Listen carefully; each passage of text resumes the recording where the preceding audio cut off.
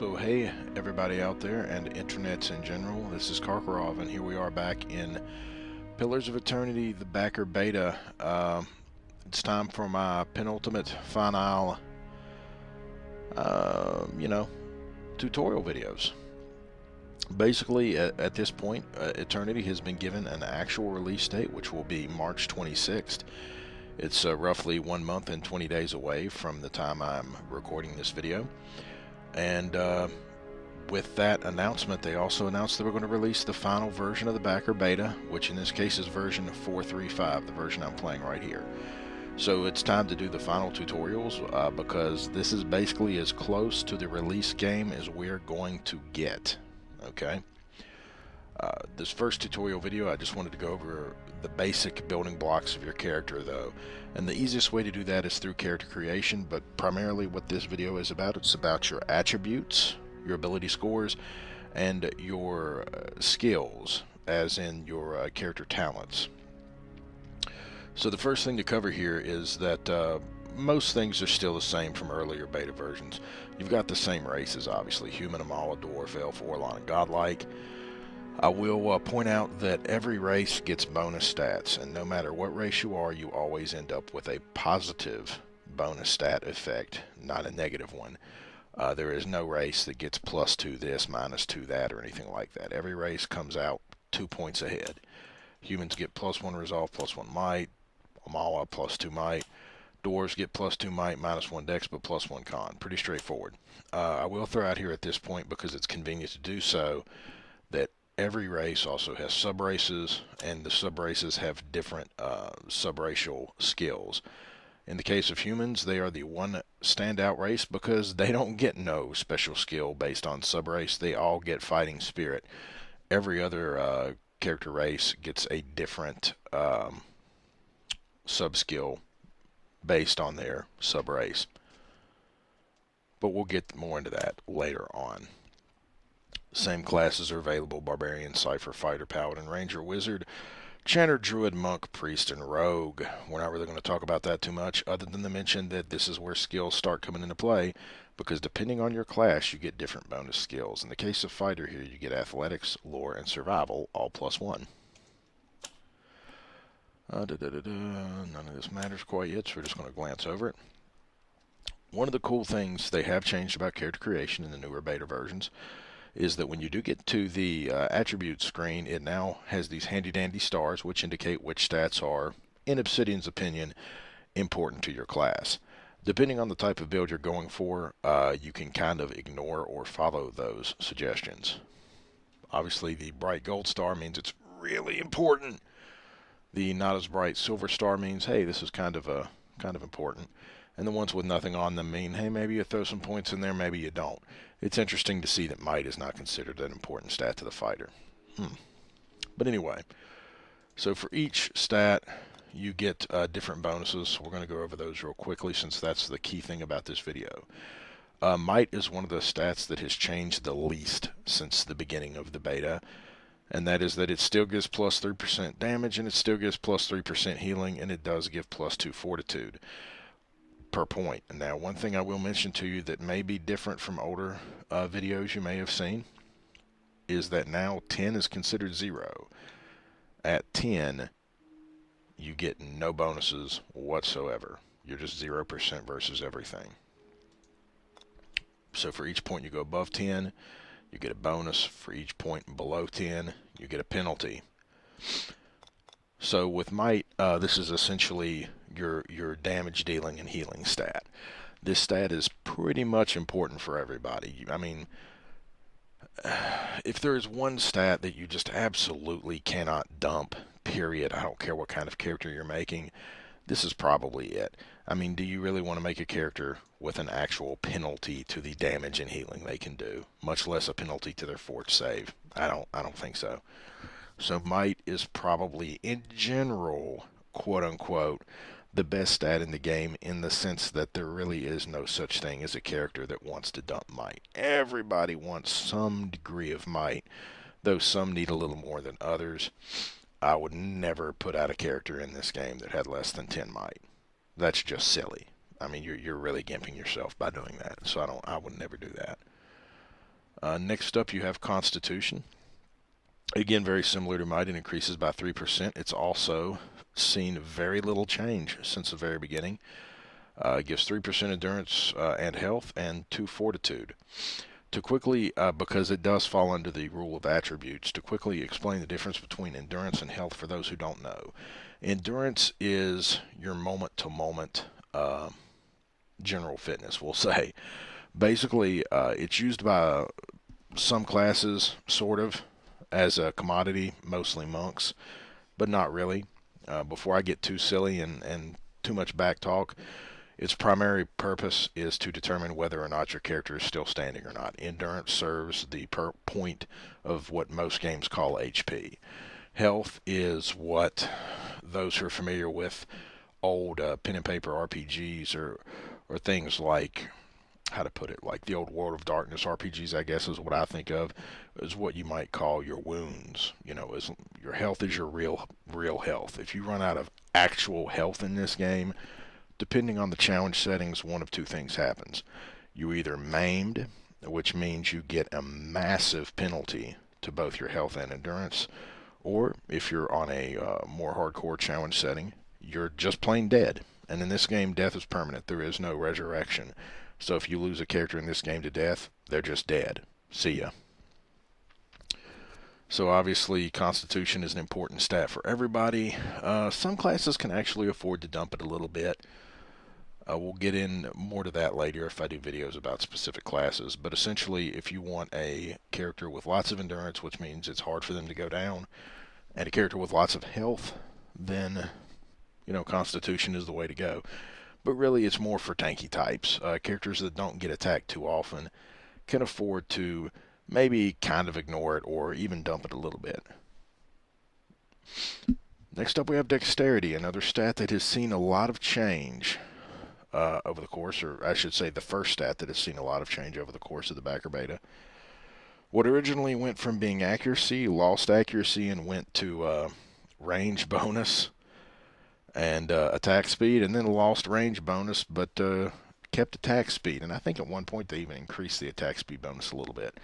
But basically, Dexterity gives you 3% attack speed and +2 to your reflex save. Dexterity is a really good stat for characters who use fast-acting weapons or fast-acting abilities or dual wield. You know, it's not so good, surprisingly, for characters that use really slow weapons or slow casting abilities, because, you know, what's 10% of a full-on second? You know, you're only taking off 1/10 of a second. But when your attack only takes like 1/4 of a second to begin with, and you're attacking constantly, those little chintzy saves can add up really fast in that situation. So Dexterity is sort of a weird stat. It's in a weird place because it makes people that are fast really good at being faster, but I don't feel like it's really super beneficial to slow acting characters or characters that use like slow weapons like arquebuses and two-handed swords and such. Perception is perhaps the most radically changing stat of the entire history of the backer beta. Just to give you an idea, perception started as what most people called the second biggest dump stat. Went to a stat that most people said, just put it at 10 and ignore it. Changed into a stat that became the god of all stats. Everyone must have this at 18 or better. No questions asked. And now it's back to being something that's actually reasonable. So perception has gone through a lot of changes. Whereas it ended up is actually kind of similar to where it was originally, but just a little better. You gain 6 interrupt, 1 deflection, and 2 reflex save per point of perception. Obviously, it's good for tanky type characters because you're getting deflection. But interrupt is actually useful for everyone.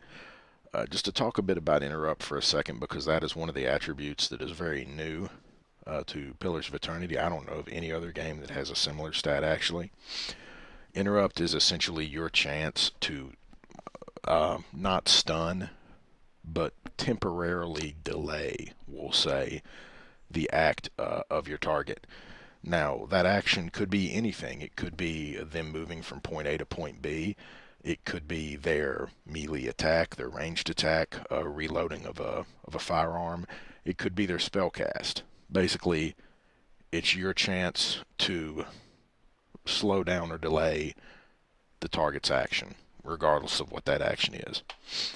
So interrupt can be really useful. In this particular build, version 435, it's actually a little overpowered because some of the weapons are having their interrupt calculations done incorrectly, or they're getting more bonus interrupt than they should have. So it's a little buffer now than it will be in the final version. So if I do any gameplay videos, please be aware of that. But interrupt is really useful when paired with dexterity, surprisingly, because the faster you act and the more hits you get in, the more chances you have to interrupt, right? So interrupt works really well with dual wielders and things like that. It even kind of works well with people who use slow acting weapons, because I think in the final version their goal is that weapons that are slower and harder hitting tend to have more interrupt on them as a base. But I may be wrong about that. I think that's their intent, but they may or may not have scrapped that at this point. Intellect is much like Might and Constitution in that it ended up basically just about the same place where it started, but it did go through some changes. Essentially, Intellect now gives +6 area of effect to basically all effects that have AoE, anything that's not single target, and +5% duration and +1 to will save. This is a stat that, again, it's very hard to dump this stat. There's a few key stats that I don't really think anyone should dump. I think a fighter could maybe be the one class that could kind of get away with dumping this stat a little bit, but almost everyone benefits from having bigger AoEs, either for their damaging effects or their buffs, or longer durations for their abilities. Almost everyone can benefit from that. Some of them, even unlikely classes like the Barbarian, actually benefits a lot from Intellect. So this is kind of a stat that I don't think anyone should really drop. It's a really good stat. It's almost as generally useful as Might. Hi, Beardfist. Beardfist is best girl, by the way, playing some Counter-Strike, except he's a guy. So it's not quite as beneficial as Might with its bonus to healing and damage, but it's a very generally useful stat. Just about anyone can take advantage of Intellect. Some can really take advantage of it, like Paladins and Barbarians. Resolve, much like Perception, hasn't gone through the Wheel of Fortune quite as badly as Perception, but it started as what is considered to be the biggest dump stat, and some still say it's kind of a dumpy stat today. I don't know that I necessarily agree, but Resolve now gives a +6% concentration, 1 deflection, and 2 will. It's an important stat to point out because, one, it does give deflection, so for your tanky types it's a big stat. But it also gives +2 to will. It's the only stat that gives +2 to will. Intellect only gives +1. And concentration, 6%, is important because concentration is the stat you use to resist interrupts. Okay? And you have to remember, this is not 2nd edition D&D where an interrupt was something like, oh, my mage is casting Fireball and it has a cast time of whatever. You have a chance to interrupt that while I'm casting it. It's not like that. In Pillars of Eternity, any action can be interrupted because an interrupt does not cancel the action. It does not stun you or take you out of combat. It simply creates a longer delay on you actually performing the action. So instead of getting your attack off in a half a second, because you got interrupted twice in that half a second, it takes you a full second. Make sense? So concentration, though, is how you resist that. So this is really a big stat for tanky type characters. I think anyone who isn't going to take a lot of hits, even more so than Constitution, can sort of ignore this one, because if you're not getting hit, then deflection and concentration really don't matter too much. But there's obviously going to be situations and attacks where people you don't intend to normally take damage are going to take damage. And of course, they can always make changes to the AI to make opponents more intelligent and a little more switchy. They've actually made AI enhancements as things have gone along, though I think it could still be a little bit better, to be honest. But I'll get into that later. In the end, I think there are really 3 stat groups, and it's based on what you intend for that character to be. First off, you have your general purpose, solid, good for everybody stats, Might and Intellect. Then you have your specific speedy or dual wielder type attacks for characters you want to act quickly. That would be perception and dexterity. And then you have your tank stats, constitution, and resolve.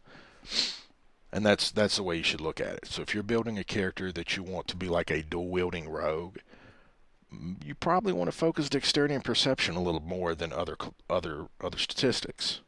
Maybe you want to ignore intellect and constitution a little bit to pump might in there. That's just how I kind of look at it. Because while you could say might is your general purpose damage stat, that is true.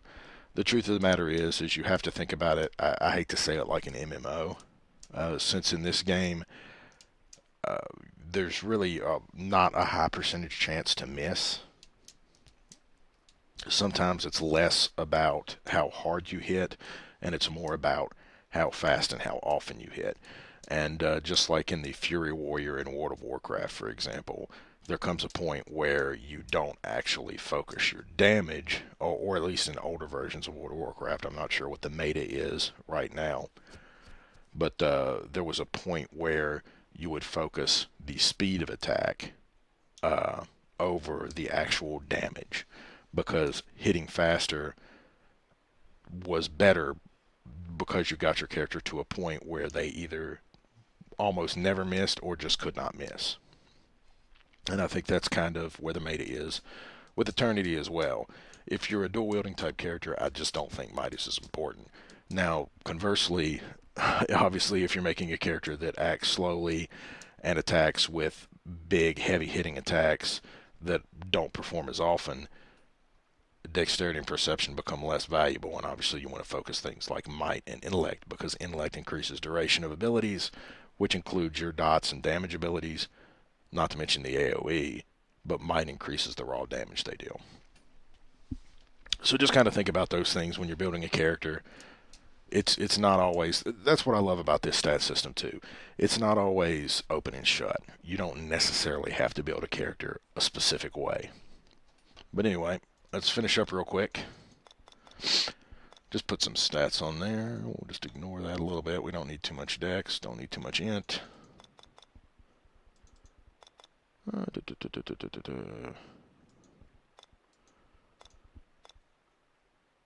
It's a little too much con. Yeah, that's fine. So now we'll get to culture real quick. I'm not really going to talk about the RP scenarios behind culture. It doesn't really matter. What you should understand about culture is, depending on your culture, you gain a different stat. Every culture has its own little stat bonus, so think about that.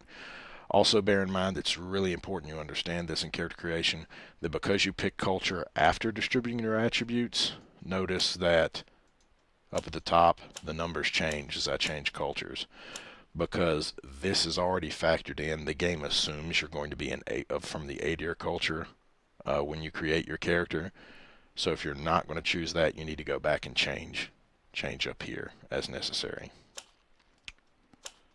In this case, we're just going to assume we are the A-tier culture.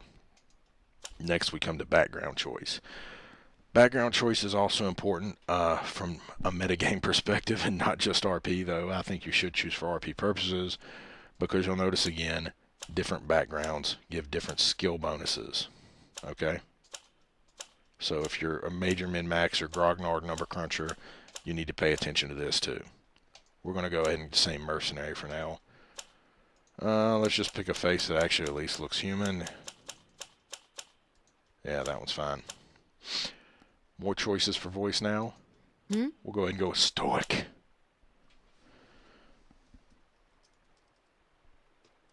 Kark lady. And we have a character created. So here's Kark lady in game. We're just going to take a look at some stuff real quick here. Here you can see a sort of a summary of all the different attributes effects. Good stuff, right? Here you also see some important stuff about your skills. As you can see, I have no stealth because of character creation choices. I start with 2 athletics, 2 lore, and 1 survival. Notice how 1 point of survival is increasing consumable durations by 5%. Okay. Lore is a weird stat because you don't see an actual effect here, but what lore does is it increases the progress you make in studying enemies, which is really hard to say in a short sentence.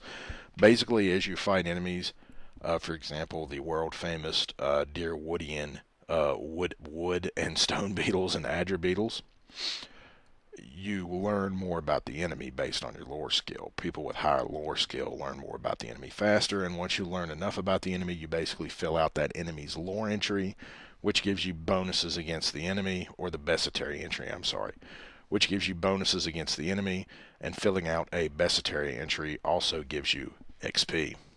Lore helps you do that faster, basically.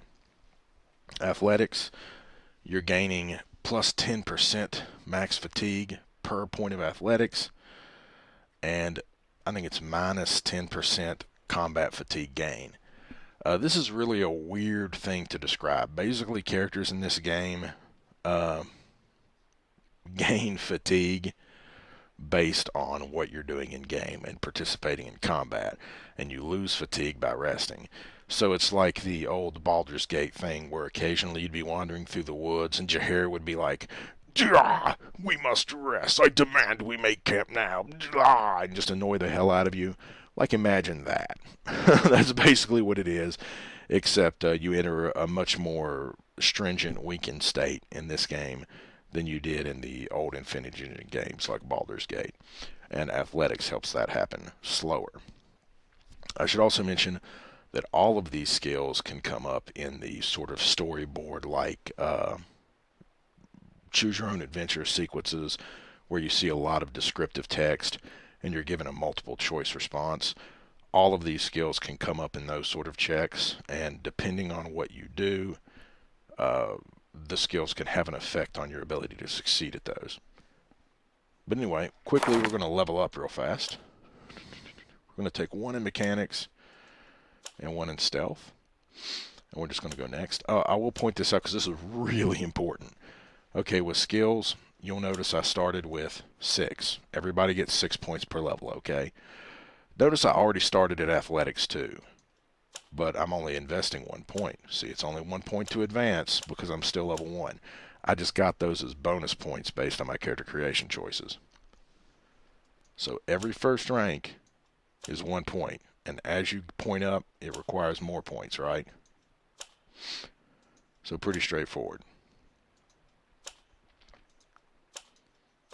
Everybody got that? And of course, 1 point at your first point, it's only 1 point. Your second point is 2 points. Your third point, it's 3 points. So on and so forth. Right? Get it? Everybody got it? Good. Okay. Another big thing to indicate here is that, notice I have points left. I can continue on with points left. So that if you do want to make a character who's going to be like all about mechanics, for example, you can just dump everything into mechanics, and then if you have a point left, you can just not spend it and continue on. No need to necessarily use it right there. Yes, we're going to just exit there. We're not going to level up. And now we have a little bit of stuff in our other skills as well. Stealth, again, we don't know the exact mechanics behind it because it doesn't say. But essentially, with stealth, as you can click on it, it makes you harder to see. Okay? Better stealth means you're harder to detect when in stealth mode, and it means you can get closer to enemies and you're more likely to pickpocket them and things like that. Mechanics, 1 lock picking and trap detection. Basically, mechanics in this game affects your ability to pick locks and detect traps like it says. But unlike in the older Infinity Engine or D&D based games where it's like, 50% chance, let's roll those dice. It's not like that. In this game, the trap simply has a difficulty. Like, this trap is difficulty 4. So if you've got an effective mechanics of 4, you can disarm that trap. There's no percentage roll. There's no chance to fail. If the trap is a mechanics required 4 and you've got 4 in mechanics, you got it. And the same with lockpicking and so on and so forth. And for each point of mechanics you have, you gain 1 point here. Before I kill myself completely and totally run out of oxygen, I'll also throw this out there. There are items in the game that can obviously increase your attributes, but also increase your skills. So don't necessarily feel too freaked out if you don't have like a dedicated mechanics person in your party at some point in this game. There's other ways you can get this kind of stuff up. It's not all just about your level ups. Okay, but that's a pretty basic look at what matters. One thing I will tell you about stealth, in case you did not know, in this game, stealth is a party-based thing. Now, you can stealth and have one person running around being all super stealthy, but there is no individual stealth in this game. If you hit that stealth button, everybody is stealthed, okay? There is no individual stealth. But anyway, that's just a very quick look at the close to final attributes and skills, and a little bit of detail about what each of them does and how they apply in game. Hopefully you learned something. Hopefully I did not bore all of you to death or overtalk it. I will see you in a future tutorial video. This is Karkarov for now, signing off.